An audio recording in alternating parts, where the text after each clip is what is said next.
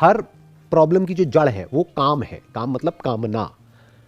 जब कामना पूरी नहीं होती है तो क्रोध आता है, और जब कामना पूरी हो जाती है तो लोभ आता है। दोनों ही अननेचुरल स्टेट है। तो दोनों की जड़ क्या है? कामना। अब कामना को क्या हम छोड़ दें? क्योंकि छोड़ देंगे तो तामसिक हो जाएंगे। तो कामना होनी चाहिए, बट क्या? काम करने की कामना, जिसको निष्काम कर्म बोलते हैं।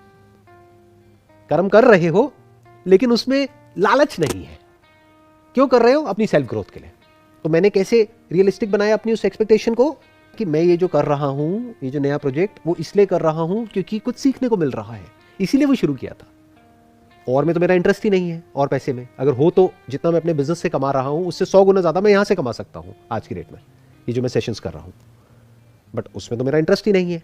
लेकिन हुआ क्या कि जब शुरू किया और उसको करता रहा तो एक ऐसे जोन में चले गए जो ग्रीड वहां पर पैदा हो गई थी। तो उस ग्रीड की वजह से अनइजीनेस आ रही थी। बट अगर फंडामेंटल्स आपको क्लियर है तो इस प्रॉब्लम को आप सॉल्व कर सकते हो।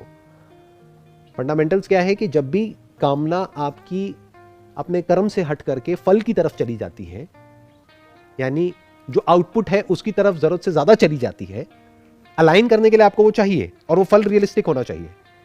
बट एक्चुअल में आपका फोकस कहां होना चाहिए? कर्म पे। उसमें आपको मजा आना चाहिए।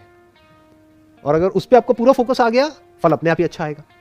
अगर अच्छे से बीज बोओगे, अच्छे से पानी दोगे, अच्छे से उसकी केयर करोगे, तो फल तो अपने आप आ जाएगा। फल की क्यों टेंशन ले रहे हो?